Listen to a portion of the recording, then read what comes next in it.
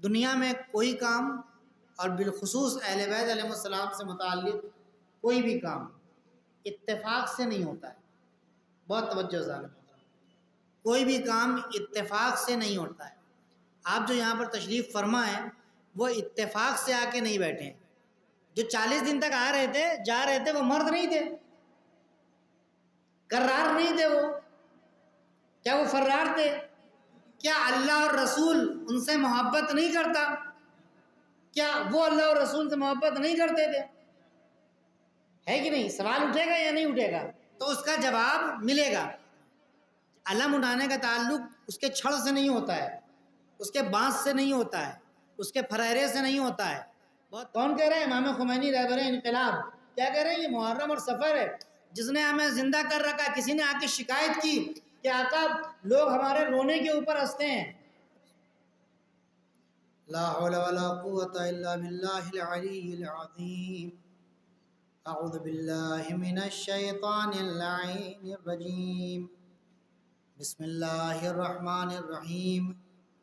الحمد للہ الذی لا یبلغ مدحته القائلون ولا يحصي نعماءه العادون ولا يؤدي حقه المجتهدون الذي لا يدركه بعد الهمم ولا يناله غوص الفتن الذي ليس لصفته حد محدود ولا نعت موجود ولا وقت معدود ولا أجل ممدود فطر الخلائق بقدرته ونشر الرياح برحمته ووتد بالصخور ميدان أرضه والصلاة والسلام والتحية والإكرام على النبي الأمي المكي المدني القرشي الهاشمي سيدنا مولانا نبينا وشفيع ذنوبنا وحبيب قلوبنا وطبيب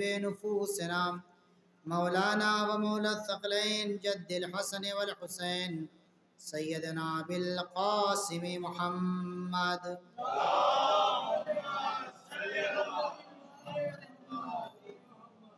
ثم الصلاة والسلام والتحية والإكرام على آله الطيبين الطاهرين المعصومين المظلومين المنتخبين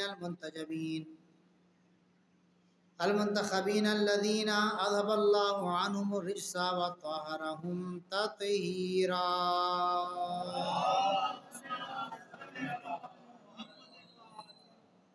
واللعنة الدائمة الباقية على أعدائهم وغاصبي حقوقهم ومنكر فضائلهم أجمعين من ليلتنا هذه إلى قيام يوم الدين أما بعد فقد قال رسول الله صلى الله عليه وآله وسلم يوم خيبر بسم الله الرحمن الرحيم لأعطين الراية غدا رجلا كرارا غير فرار يحب الله ورسوله ويحبه الله ورسوله ولا يرجع حتى يفتح الله على يديه صلوات پڑھتے محمد وآل محمد۔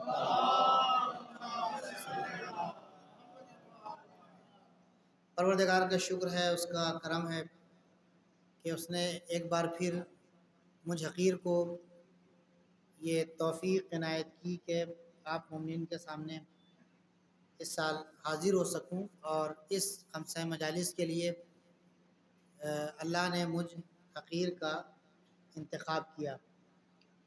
میں نے پچھلے سال کی مجلس میں بھی، پہلی مجلس میں بھی یہ بات کہی تھی، اور پھر میں دہرا رہا ہوں اس کو، کیونکہ بار بار کسی چیز کو یاد دلانا اور یاد دہانی کرانا مومنین کے لیے فائدہ مند ہوتا ہے اور نفع بخش ہوتا ہے۔ تو پچھلے سال کی جو پہلی مجلس تھی اس امام بارگاہ میں، اس مسجد میں، اس میں نے عرض کیا تھا، اور اس بات کو ہمیں اپنے ذہن میں رکھنا چاہیے اور اس کو ہمیشہ تکرار کرتے رہنا چاہیے، اور وہ یہ ہے کہ آپ جو یہاں پر تشریف فرما ہیں، آپ میں سے بہت سے لوگوں کو یہ بات یاد ہوگی، آپ لوگ جو یہاں پر بیٹھے ہوئے ہیں، یہ جو آپ یہاں پر بیٹھے ہوئے ہیں وہ اتفاق سے آ کر نہیں بیٹھے ہیں کہ آپ کے لیے اعلان کیا گیا، آپ نے دیکھا، مثال طور پہ اکو بھائی نے آپ کو میسج کیا اور واٹس ایپ گروپ کے اوپر آپ نے اتفاق سے آپ کی نگاہ پڑ گئی کہ مجلس ہونے والی ہے، چلیں مجلس میں چلتے ہیں۔ اتفاقاً میری نگاہ پڑ گئی، اتفاق سے کیا کہتے ہیں کسی ممبر کا یا مثال طور پر وشال بھائی کا یا کسی اور کا، انصاف بھائی کا آپ کے پاس میسج آ گیا، فون آ گیا مجلس میں آنا ہے، تو میں آ گیا۔ نہیں، دنیا میں کوئی کام اور بالخصوص اہل بیت علیہ السلام سے متعلق کوئی بھی کام اتفاق سے نہیں ہوتا ہے۔ بہت توجہ ظالم، کوئی بھی کام اتفاق سے نہیں ہوتا ہے۔ آپ جو یہاں پر تشریف فرما ہے وہ اتفاق سے آ کے نہیں بیٹھے ہیں، ہر سال کے لیے توجہ چاہتا ہوں، ہر سال کے لیے بہت سے لوگ پچھلے سال یہاں پر موجود تھے، اس سال نہیں۔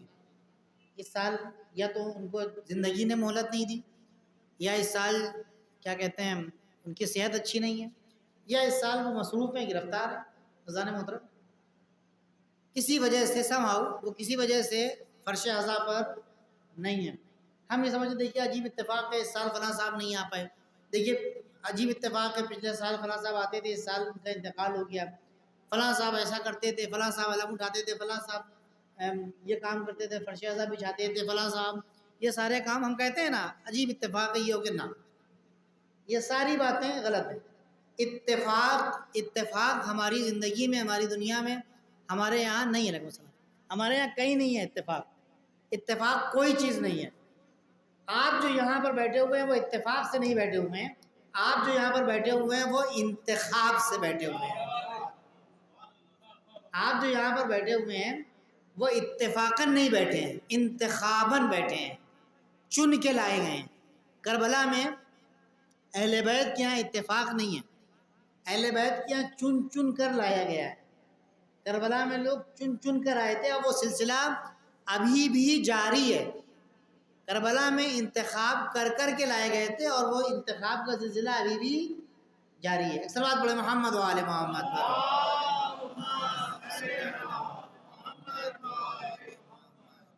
تو اس بات کو میں نے چونکہ پچھلے سال، السلام علیکم ورحمۃ اللہ، تشریف لائیں قبلہ، ایک اور سلوات پڑھتے ہیں محمد و آل محمد۔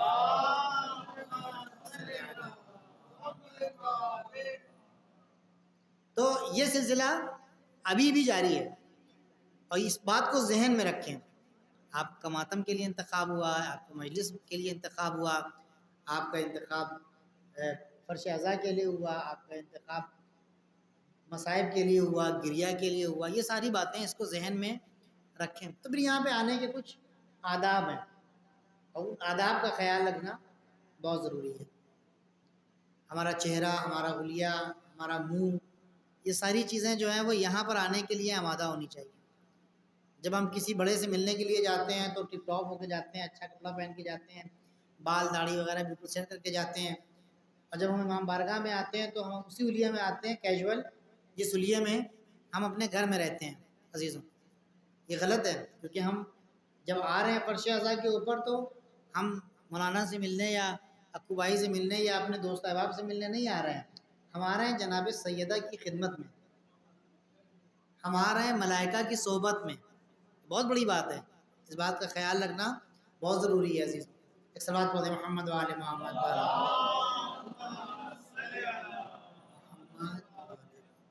تو جس قول کو میں نے سرنامہ سخن قرار دیا ہے، وہ جو قول ہے وہ حالات حاضرہ سے بھی مطابقت رکھتا ہے، اور بہت ہی مشہور و معروف جملہ ہے حضور صلی اللہ علیہ وآلہ وسلم کا۔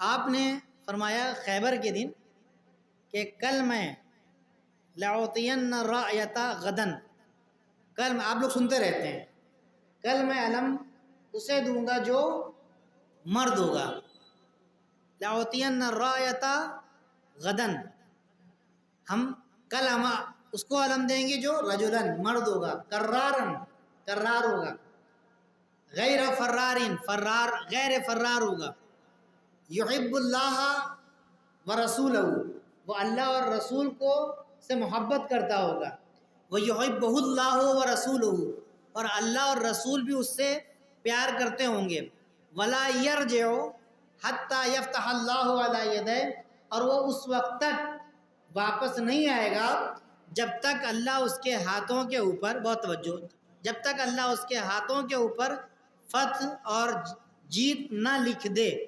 عزیزان محترم، یہ قول حضور صلی اللہ علیہ وسلم نے روز خیبر ارشاد فرمایا۔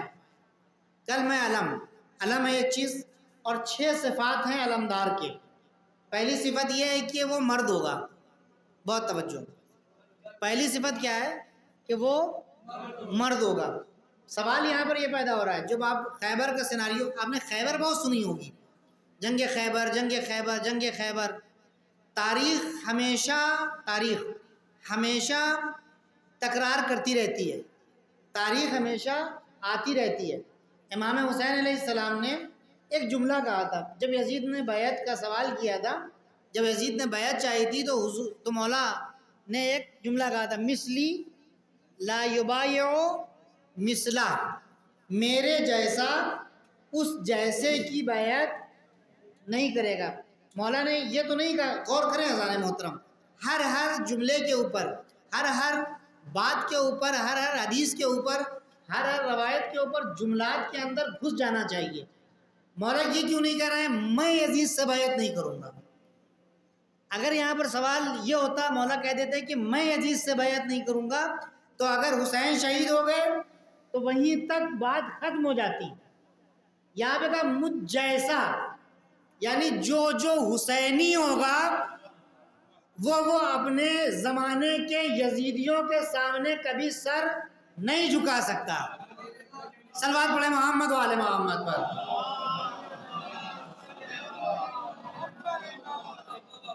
یعنی تاریخ دہراتی رہے گی، تاریخ کی تکرار ہوتی رہے گی، ہر زمانے میں حسینی آتے رہیں گے، اور جب یزیدی اپنا سر اٹھائیں گے، ہر زمانے میں کوئی نہ کوئی حسینی اپنا سر بلند کر کے اس یزیدی کے سر کو کچلے گا۔ اس کا مطلب ہوا کہ مجھ جیسا اس جیسے کی بیعت نہیں کر سکتا۔ عزیزان محترم، مولا نے، حضور نے اس زمانے میں فرمایا کل میں علم اس کو دوں گا۔ اب آپ خیبر کا ذرا سیناریو سمجھیں، آپ خیبر کو آپ سمجھیں، آپ نے بہت سنا ہوگا، میں ایک دوسرے زاویے سے اس کو آپ کی خدمت میں عرض کرنا جا رہا ہوں۔ ایک صلوات پڑھیں محمد و آل محمد پر۔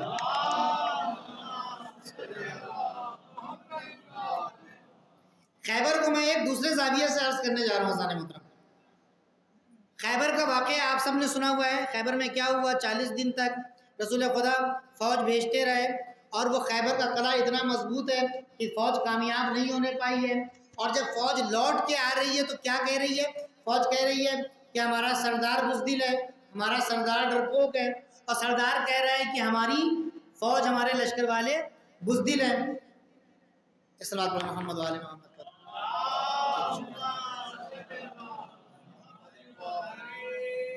بہت توجہ جانے محترم۔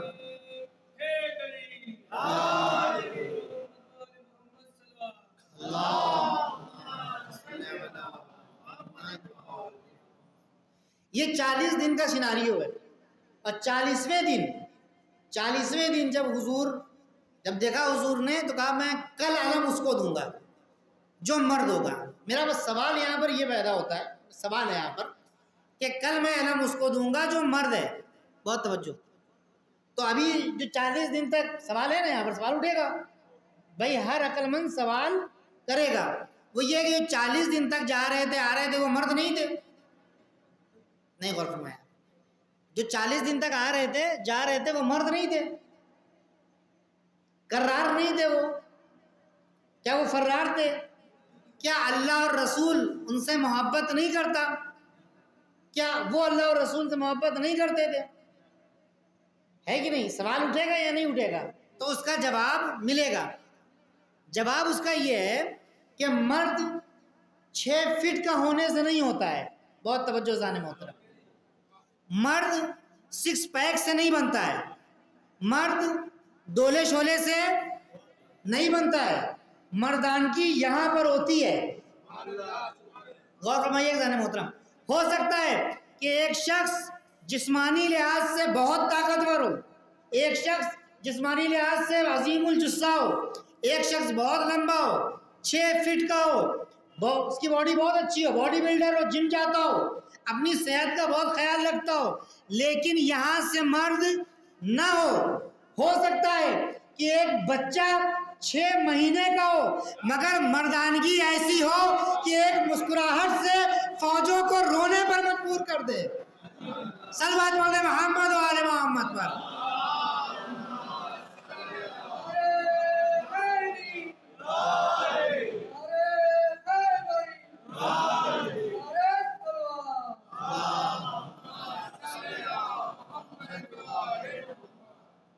ٹھیک ہے زانے محترم، تو کل میں علم اس کو دوں گا جو مرد ہوگا۔ اب علم کیا چیز ہے؟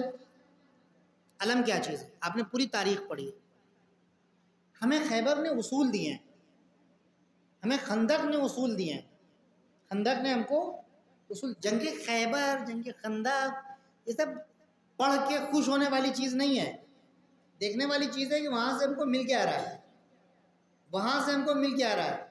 خیبر نے ہم کو مرد دیا، قرار دیا، غیر فرار دیا، آپ دیکھیں اصول دیا۔ اصول کیا دیا؟ کل میں علم اسے دوں گا، علم اسے دوں گا جو مرد ہوگا۔ اس کا مطلب یہ علم کوئی چیز ہے۔ آج جکو بھائی نے کہا کہ تھوڑی سی باتیں علم سے متعلق آپ پڑھ دیجیے گا، میں نے کہا میرا موضوع یہی ہے، میں انشاءاللہ یہی پڑھوں گا آپ کی خدمت میں۔ علم، علم کیا ہے؟ ایک علم اونچا ہوتا ہے، علم جب آپ اٹھاتے ہیں تو علم اونچا ہوتا ہے۔ علم یعنی بلندی، علم یعنی رہبری، علم یعنی سرداری، علم یعنی لیڈرشپ، علم کمانڈر کے ہاتھوں میں ہوتا ہے۔ ایک معاشرہ اگر زندگی میں، بہت توجہ زانے محترم، ایک معاشرہ اگر وہ دنیا میں اور زمین کے اوپر، یا ایک شخص اگر زمین کے اوپر اونچا ہو کے، سر بلند ہو کے زندگی گزارنا چاہتا ہے تو اس کے اندر ان 6 صفات کا ہونا ضروری ہے۔ اگر ہم اس دنیا میں، اس زمین کے اوپر سر بلند ہو کے زندگی گزارنا چاہتے ہیں، اگر اپنا سکہ منوانا چاہتے ہیں، تو ہمارے لیے ضروری ہے کہ ہم مرد بنیں، ہم قرار بنیں، ہم غیر فرار بنیں، ہم اللہ اور رسول سے محبت کریں، اور خالی اللہ اور رسول سے محبت نہیں کریں، اللہ اور رسول بھی ہم سے محبت کریں، اور اپنی طاقت کے اوپر کوئی بھروسہ نہیں کریں۔ طاقت ادھر سے آئے، فتح ادھر سے آئے، جیت ادھر سے آئے، کامیابی ادھر سے آئے، ہماری کوئی حیثیت نہیں ہے۔ یہ 6 صفات ہونا انسان کے اندر بہت ضروری ہے ذہن محترم، اور یہ چیز دہراتی رہے گی۔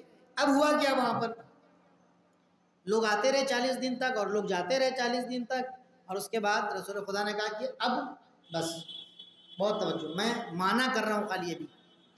علم کیا ہے؟ علم سربلندی، علم یعنی پہچان، علم یعنی بزرگی، علم، علم، علم سے پہچان لی جاتی ہے یہ کون سی قوم ہے۔ علم کو ہندی یا اردو میں اگر آپ ترجمہ کریں تو نشان ترجمہ ہوتا ہے، اس کا پرچم اس کا ترجمہ ہوتا ہے، علم سے پہچان لیا جاتا ہے۔ یہاں پتہ نہیں مجھے آپ کے یہاں جلوس تو الحمدللہ روز عاشور کا بہت اچھا ہوتا ہے، بہت بڑا جلوس ہوتا ہے، میں نے جیسا کہ سنا ہے، جیسا کہ میں نے ویڈیو وغیرہ میں دیکھا۔ آپ دیکھیں وہاں پہ مختلف جلوس آتے ہیں، مختلف انجمنیں آتی ہیں، مختلف گروہ آتے ہیں، بہت توجہ، مختلف گروہ آتے ہیں، وہ اپنا اپنا علم لیے رہتے ہیں، اور وہاں سے پہچان ہو جاتی ہے یہ کون سا گروپ آ رہا ہے، یہ کون سی انجمن آ رہی ہے، یہ کون سے ماتم دار آ رہے ہیں، وہ علم سے پہچان لیے جاتے ہیں۔ یہ فلاں انجمن کا، ہمارے یو پی میں تو بہت زیادہ ہے الحمدللہ، کہ یہ فلاں انجمن کا علم ہے، یہ فلاں انجمن کا علم ہے، یہ فلاں انجمن کا علم، علم، علم پہچان ہے، اور یہ ابھی تک ہے، جاری ہے، ساری ہے، یہ چیز چل رہی ہے۔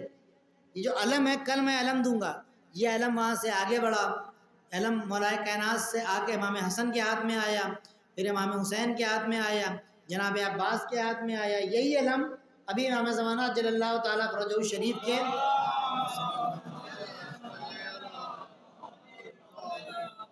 علم اٹھانے کی پہلی شرط مردانگی ہے۔ علم اٹھانا بہت شوق ہے، علم اٹھانے کا بہت شوق، میں ہم علم اٹھائیں گے، بڑا اونچا علم اٹھائیں گے، لمبا، یہ سب غلط ہے۔ لوگ کہتے ہیں کہ اونچا علم اٹھانے کی کیا ضرورت ہے، اونچا علم ہم کیوں اٹھائیں، بہت توجہ، چھوٹا چھوٹا علم کر لو، علم کے بانس جو ہے وہ کاٹ لو، یہ سب غلط ہے۔ جس کے اندر جتنی صلاحیت ہے، جس کے اندر جتنی مردانگی ہے، وہ اتنا ہی اونچا علم اٹھائے گا۔ نہیں غور فرمایا آپ نے؟ علم اٹھانے کا تعلق اس کے چھڑ سے نہیں ہوتا ہے، اس کے بانس سے نہیں ہوتا ہے، اس کے فریرے سے نہیں ہوتا ہے، بہت توجہ، اس کے مشق سے نہیں ہوتا ہے۔ علم اٹھانے کا تعلق علمدار کی مردانگی سے ہوتا ہے۔ علم اٹھائیے، خوب اٹھائیے علم، اونچے اونچے علم اٹھائیے آپ، علم اٹھانے میں کوئی اعتراض نہیں ہے۔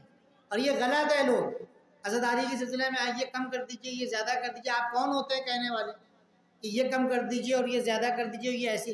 ہاں، جو چیز جائز ہے وہ رکھیں، جو ناجائز ہے اس سے دوری کریں۔ آیت اللہ خمینی، امام خمینی رحمۃ اللہ علیہ کہتے ہیں کہ عزاداری کو اسی طریقے سے انجام دو جس طریقے سے تم عزاداری انجام دیتے چلے آئے ہو، اسی سنتی ٹریڈیشنل طریقے سے۔ اس کے بعد کہتے ہیں یہ محرم اور سفر ہے جس نے ہمیں زندہ کر رکھا ہے۔ بہت توجہ زانے محترم، یہ محرم اور سفر ہے جس نے ہمیں زندہ کر رکھا ہے، یہ بہت بڑی بات ہے۔ کون کہہ رہے ہیں؟ امام خمینی رہبر انقلاب کیا کہہ رہے ہیں؟ یہ محرم اور سفر ہے جس نے ہمیں زندہ کر رکھا ہے۔ کسی نے آ کے شکایت کی کہ آقا لوگ ہمارے رونے کے اوپر ہنستے ہیں، امام خمینی سے آقا ہمارے رونے کے اوپر لوگ ہنس رہے ہیں، ہم روتے ہیں تو لوگ کہہ رہے ہیں کہ یہ گریہ کرنے والی قوم ہے، یہ رونے والی قوم ہے۔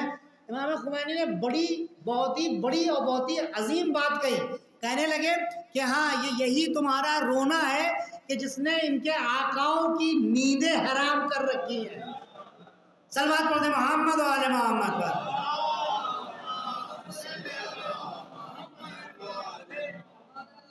اس رونے کو آپ کم مت سمجھیے، اس گریے کو آپ کم مت سمجھیے۔ رونا کل تک، ماتم جو ماتم ہوتا ہے وہ کل تک غم کی علامت تھی۔ بہت توجہ زانے ہوتا ہے، تھوڑا سا لوگ ادھر آ جائیں تو زیادہ آسانی ہوگی۔ صلوات پڑھتے محمد و آل محمد پر۔ ادھر آ جائیں، ایک اور صلوات پڑھتے محمد و آل محمد پر۔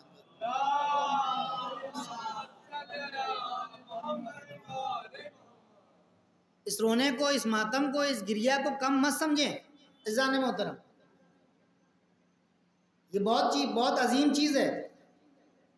آپ دیکھیں اس کو مٹانے کے لیے کل تک ماتم گریہ عرب میں ہوتا تھا، اہل بیت سے پہلے بھی ہوتا تھا۔ جب کوئی مر جاتا تھا تو ان کا طریقہ یہ تھا، ان کا کوئی عزیز اگر مر جاتا تھا، قتل ہو جاتا تھا تو ان کا طریقہ تھا وہ اپنا زانو پیٹتے تھے، اپنا سر پیٹتے تھے، اپنا سینہ پیٹتے تھے، اپنے بازوؤں کو پیٹتے تھے، عزاداری مناتے تھے، کہتے بھی تھے کہ ہم عزاداری کر رہے ہیں۔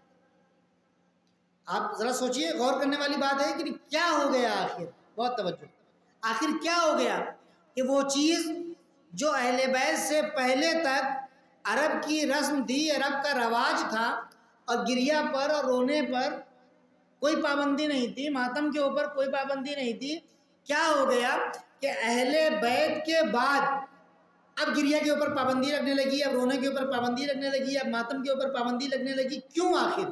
سوچنے والی بات ہے یا نہیں ہے؟ بھئی یہ عرب کا رواج تھا، غم منانا عرب میں تھا، یہ وہاں کی رسم و رواج میں شامل تھا۔ لوگ اپنے عزیز سے گزر جانے کے اوپر ماتم کرتے تھے، اور ایسا ویسا ماتم نہیں کرتے تھے، سر و سینہ پیٹتے تھے، طریقہ تھا یہ غم منانے کا۔ لیکن ابھی امام کی شہادت کے بعد، اہل بیت کی شہادت کے بعد آخر غم کے اوپر پابندی کیوں لگ گئی؟ ماتم اور گریہ کے اوپر آخر پابندی کیوں لگی؟ عزیزان محترم، میرے دوستوں، میں بڑی بات کہنے جا رہا ہوں۔ کل تک، بہت توجہ، کل تک جو ماتم اور گریہ ہوتا تھا وہ صرف غم ہوتا تھا۔ بہت توجہ عزیزان محترم، کل تک کوئی نہیں پوچھتا تھا کس نے قتل کیا اور کون قتل ہوا۔ بہت توجہ، کل تک کوئی نہیں پوچھتا تھا کس نے قتل کیا، کون قتل ہوا، کون مرا، کیسے مرا، کیوں رو رہے ہو، کیوں گریہ کر رہے ہو، سب کو پتا تھا یہ غمگین ہے، یہ عزادار ہے اپنے عزیز کا، یہ گریہ کر رہا ہے، خوب گریہ کرے، ہمیں کوئی تکلیف نہیں ہے۔ مگر جب حسین شہید ہوئے، اب جو ماتم شروع ہوا، اب جو گریہ شروع ہوا، یہ صرف غم نہیں ہے عزیزان محترم، اب ماتم بھی، آنسو بھی، عزاداری بھی غم کے ساتھ ساتھ ظالم کے چہرے سے نقاب کو اتار دینے کا ذریعہ ہے۔ صلوات پڑھتے محمد و آل محمد پر۔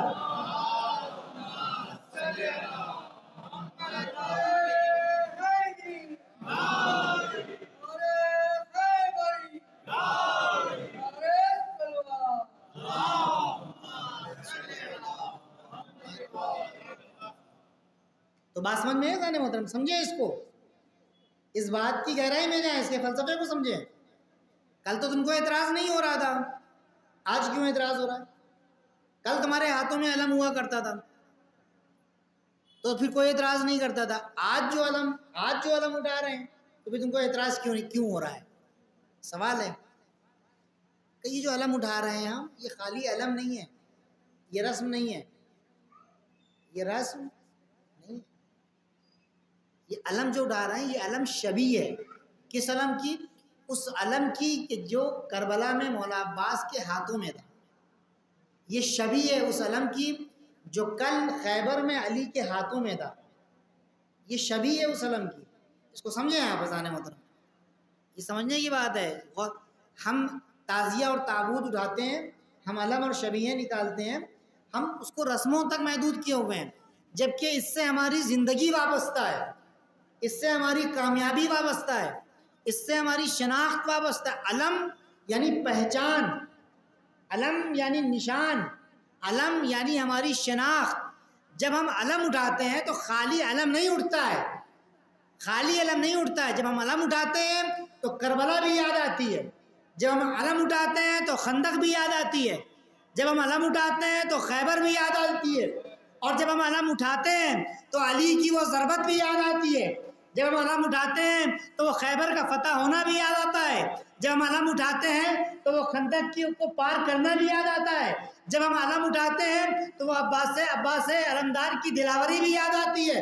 تو ہماری پہچان، ہمارا جذبہ، ہماری جو سینٹیمنٹس ہیں، ساری کی ساری چیزیں اس علم سے وابستہ ہیں.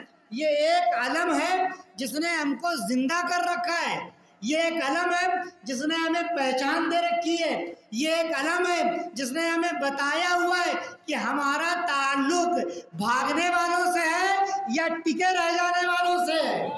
صلوات پڑھتے محمد و آل محمد پر.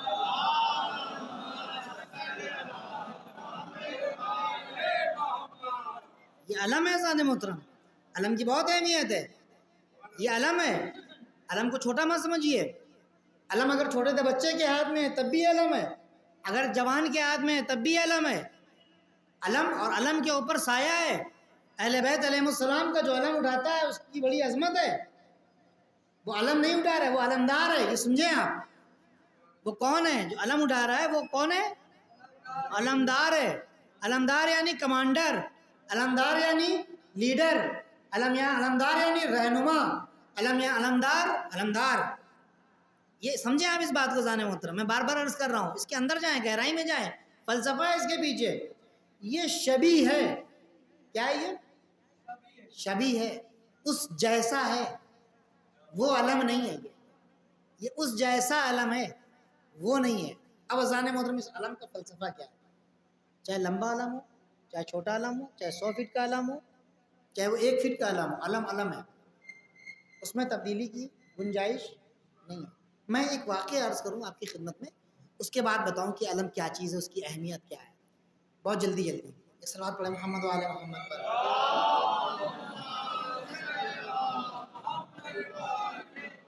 آپ سب اپنی اہمیت سمجھیں. جو علم اٹھاتے ہیں، جو لوگ علم اٹھاتے ہیں،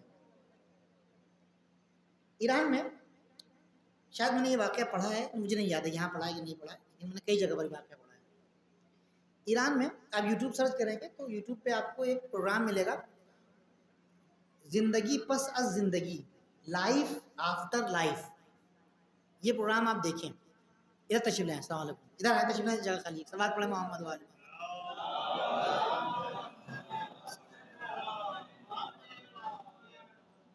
آپ کو پروگرام ملے گا، آپ سرچ کریں گے جب یوٹیوب پر، لائف آفٹر لائف.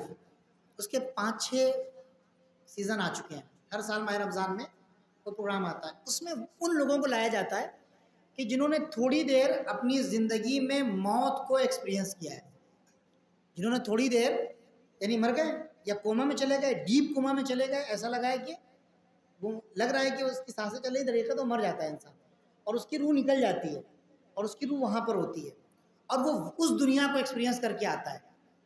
آپ دیکھیں بہت سے وہ، اور یہ حقیقت ہے. اب ان کا طریقہ ہے، کراس چیک کیا ہے کہ جھوٹ بول رہا ہے کہ سچ بول رہا ہے، ان کا اپنا طریقہ ہے. وہ انشاءاللہ اگر مجلس کے بعد آپ بیٹھیں گے تو میں آپ کو بہت ڈیٹیل میں بتا دوں گا. میں بس واقعہ آپ کی خدمت. ان میں سے ایک جوان ہے جس کا نام ہے ایمان عبد الملکی. ایمان عبد الملکی 3 ایپیسوڈ بنائے ہیں اس کے. وہ ایکسیڈنٹ ہوتا ہے اور وہ کوما میں آ جاتا ہے. بہت لوگ اس کے گھر والے پریشان ہوتے ہیں. اس کے بعد وہ ہاسپٹلائزڈ ہو جاتا ہے اور آئی سی یو میں ہوتا ہے, اور یہ ظاہراً لگتا ہے کہ اس کی سانس چل رہی ہے مگر وہ مر جاتا ہے, تھوڑی دیر کے لیے مر جاتا ہے. اور وہ اس جگہ پر ہے اور کہہ رہا ہے کہ اس کی عجیب و غریب باتیں اس نے بتائی ہیں. اس نے کہا کہ میں ایک ہی وقت میں نیچے بھی دیکھ رہا ہوں, اپنی باڈی کو بھی دیکھ رہا ہوں, ان لوگوں کو بھی دیکھ رہا ہوں جو میرے لیے دعا کر رہے ہیں, ان لوگوں کے لیے بھی دیکھ رہا ہوں کہ جو کہہ رہے ہیں اچھا ہوا چلا گیا. میں ان لوگوں کو بھی دیکھ رہا ہوں جو میرے لیے گریا کر رہے ہیں. میں اپنی ماں کو دیکھ رہا ہوں, میں اپنے باپ کو دیکھ رہا ہوں. میں اپنی ماں کو دیکھ رہا ہوں کہ امام حسین علیہ السلام سے متوسل ہیں, فریاد کر رہی ہیں کہ مجھے میرا بچہ چاہیے. اور وہ ساری چیزیں اس نے ایک ایک چیزیں اس نے آگے بتائیں. اس نے کہا اس ہاسپٹل میں کیا ہو رہا ہے, کون ہے, کیا ہے.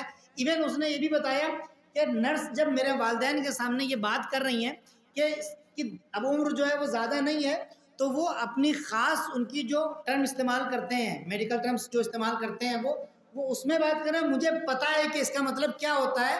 اس نے ہوش میں آنے کے بعد بتایا اسٹاف میں ان کا نام یہ, ان کا نام یہ, ان کا نام یہ. وہ ساری چیزیں اس نے بتائیں جس سے یہ سمجھ میں آتا ہے کہ وہ چیز یعنی بنائی ہوئی نہیں ہے. اس نے وہاں پر جانے کے بعد کہا کہ ایک شہید آیا میرے پاس, اور شہید نے آنے کے بعد مجھ سے کہا, بہت توجہ زان محترم, اس شہید نے مجھ سے آنے کے بعد کہا کہ تم مجھے معاف کر دو, میں نے تمہارے اوپر ظلم کیا. ایک مرتبہ تم کو جوانی میں نے تماچا مار دیا تھا جب تم چھوٹے تھے, تو تم نے کہا تھا میں معاف نہیں کروں گا, اور تمہارے اس ایک ظلم کی وجہ سے جو میں نے کیا تھا ابھی تک میرا کام پھنساؤ.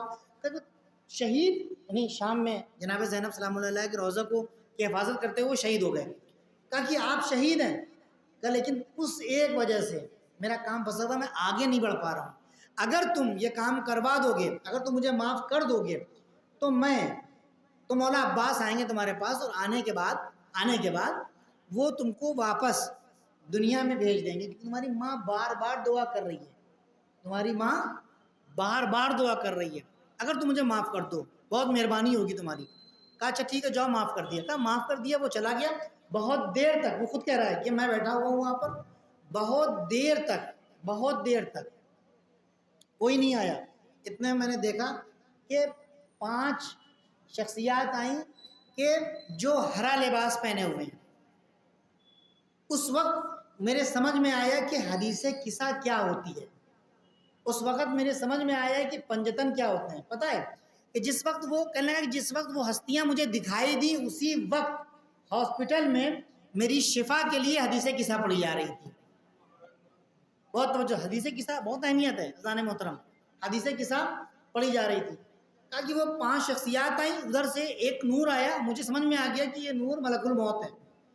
ان میں سے ایک شخصیت نے ہاتھ کو بلند کیا کہ واپس چلے جاؤ, اس کو واپس جانا ہے. اس کے بعد وہ سب میری طرف ایک مرتبہ متوجہ ہوتے ہیں اور پھر واپس چلے جاتے ہیں. پھر تھوڑی دیر کے بعد میں نظر جھکائے بیٹھے رہتا ہوں کہ کہا تھا کہ مولا عباس آئیں گے اور ابھی تک نہیں آئے. عزیزان محترم کہتے ہیں کہ میں نظر جھکائے بیٹھا تھا کہ اتنے میں میرے سامنے ایک وجیح خوبصورت شخصیت آئی. کہا ایمان سر اٹھاؤ. سر اٹھایا. کہا آپ کون؟ کہا میں ابو الفضل ہوں. میں کون ہوں؟ اللہم صلی میں کون ہوں؟ میں ابو الفضل. کون ابو الفضل؟ میں ابو الفضل عباس. کہا جب مولا دیر سے آئے تو میں نے مولا سے لاڈ و پیار کرنا چاہا. بچے نخرے کرتے ہیں نا اپنے بزرگوں سے, نخرے کرنا چاہا میں نے مولا سے کہ مولا کی زیارت ہو گئی یا مولا آ گئے, تو میں نے نخرے کرنا چاہا مولا سے. میں نہیں پہچانتا آپ کو, میں نہیں پہچانتا آپ کو, میں آپ کی شکایت کروں گا بیوی سے کہ آپ دیر سے آئے, میں آپ کی شکایت کروں گا. بہت توجہ زانی مت. کہا نہیں شکایت مت کرنا. کہا مولا بچپن سے آپ کا علم اٹھاتا آیا ہوں, اب یہاں پر کہہ رہا میں احسان نہیں کر رہا ہوں, میں نے کوئی احسان نہیں کیا آپ کے اوپر. مولا بھاری بھاری علم اٹھایا ہے آپ کے لیے, آپ کی محبت میں. اب یہاں سے علمداروں کے لیے میں عرض کر رہا ہوں زانی محترم کہ میں نے بھاری بھاری علم اٹھایا ہے مولا, بھاری بھاری علم آپ کی محبت میں اٹھایا ہے, اور آپ نے آنے میں اتنی دیر کر دی. عجیب جملہ کہتے ہیں مولا عباس اس سے, کہتے ہیں کہ تم کیا سمجھتے ہو کہ وہ بھاری علم جو تمہاری طاقت سے زیادہ تھا وہ تم نے خود اپنی طاقت سے اٹھا لیا؟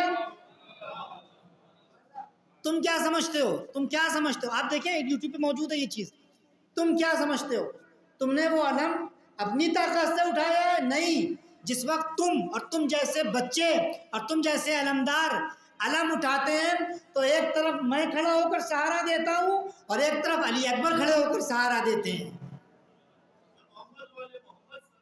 اللہم صلی علی توجہ ہے ثانی محترم. علمداری علمداری یہ بہت بڑا سایہ ہے اس کے اوپر، اہل بیت کا، جناب عباس کا، مولا علی اکبر کا. تو مولا عباس کہہ رہے ہیں اس سے میں ایک طرف سے میں سایہ دیتا ہوں، سہارا دے رہا تھا، ایک طرف سے علی اکبر سہارا دیتے ہیں. اگر ہم نہ ہو تو تم اتنا بھاری علم کیسے اٹھا لو گے؟ جوش میں اٹھاتے تو سنبھال نہیں پاتے، وہ کون سنبھالتا ہے؟ وہ ہم سنبھالتے ہیں کیونکہ ہم تم کو دیکھنا چاہتے. اب علم کیا چیز ہے؟ وقت زیادہ ہو گیا ہے، وقت زیادہ ہو گیا ہے. میں کل انشاءاللہ آپ کی خدمت میں اس کو جلدی سے پڑھ کے ختم کروں گا. علم علم کی بہت اہمیت ہے، علمدار کی بہت اہمیت ہے. علم سمجھو،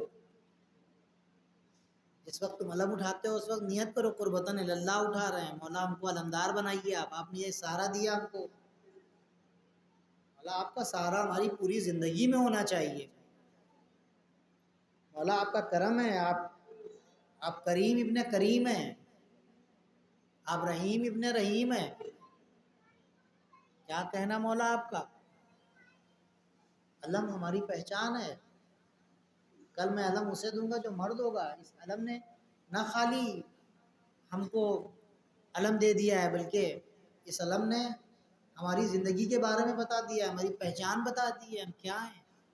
عزیزوں دوستوں، آیت اللہ بہاؤالدینی، بس شاید اس واقعے کو پڑھنے کے بعد مجھے بہت زیادہ مصائب پڑھنے کی ضرورت نہ پڑے.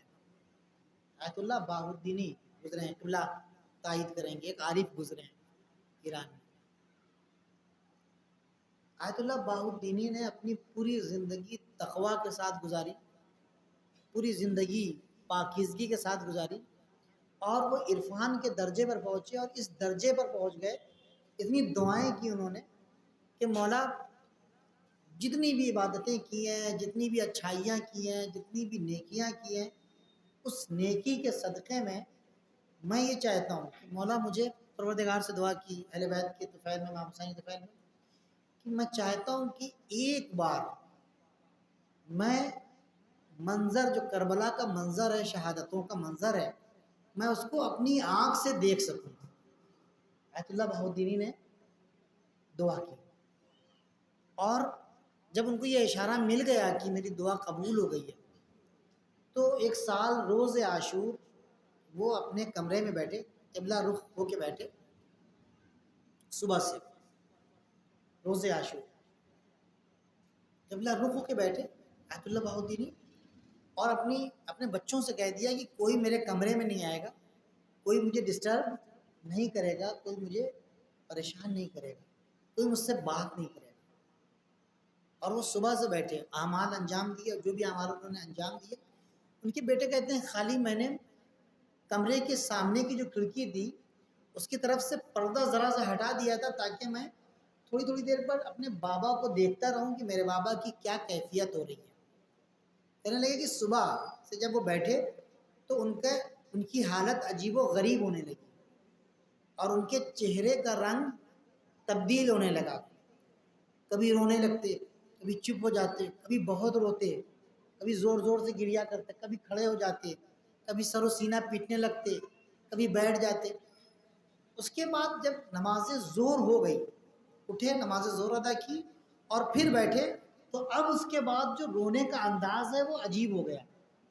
پتہ ہے نماز ظہر سے پہلے تک جو لوگ شہید ہوئے ہیں مولا کے انصار ہیں.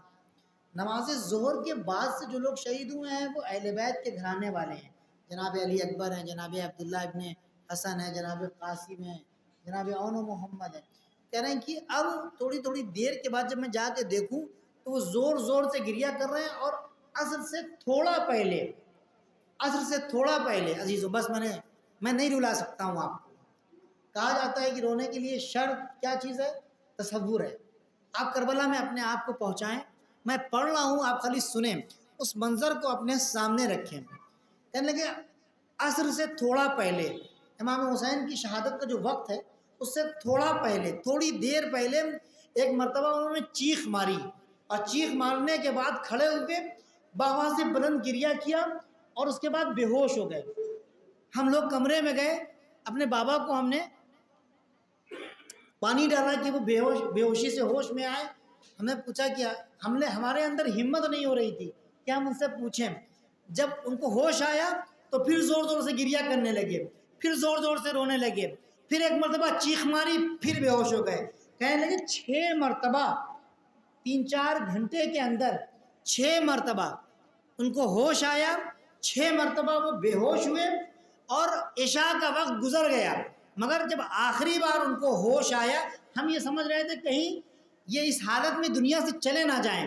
عزیز، جب آخری مرتبہ ہوش آیا تو دوسرے مولانا تھے، ان کے دوست، ہم لوگوں نے ان سے درخواست کی کہ آپ پوچھیے ان سے، ہماری ہمت نہیں ہو رہی ہے کہ آخر انہوں نے کون سا منظر دیکھ لیا جسے دیکھنے کے بعد وہ اتنا گریہ کر رہے ہیں۔ ان کے دوست نے بہت ہمت کر کے جب پوچھا ہے کہ ہائے بہت دینی، آخر آپ نے وہ کون سا منظر دیکھا ہے کہ جس کو دیکھنے کے بعد آپ برداشت نہیں کر پا رہے ہیں؟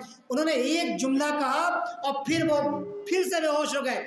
کہنے لگے مشک سکینہ اور عباس کی آنکھ، مشک سکینہ اور عباس کی آنکھ، بس یہیں تک میں دیکھ پایا، اور یہ کہنے کے بعد وہ پھر سے بے ہوش ہو گئے۔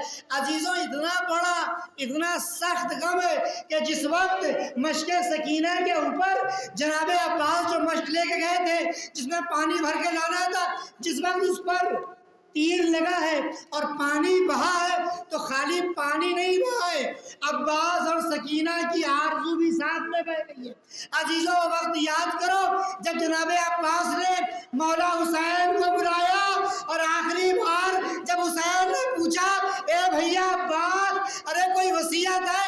ہاں آقا، ایک وصیت ہے، میرے جنازے کو خیمے میں مت لے جائیے گا، اس لیے کہ میں سکینہ سے شرمندہ ہوں۔ دوسری وصیت یہ آقا، دوسری خواہش یہ کہ میں چاہتا ہوں کہ آپ کی زیارت کر لوں، مگر کیا کروں، ایک آنکھ میں تیر پیوست، ایک آنکھ میں خون بھرا ہوا ہے، اے آقا ارے اتنا انتظام کر لیجئے کہ میں آپ کی زیارت کر سکوں۔ رومال سے خون کو صاف کیا، اب جو چہرہ حسین کی زیارت کی۔ السلام علیکم یا ابا عبداللہ، السلام علیکم یا ابن رسول اللہ، وآخر دعوانا الحمدللہ رب العالمین۔ پروردگار تجھے واسطہ ہے محمد والے محمد کا، ان کے صدقے اور طفیل میں ہماری اس مختصر سی اعزام اور عبادت کو شرف قبولیت عنایت فرما۔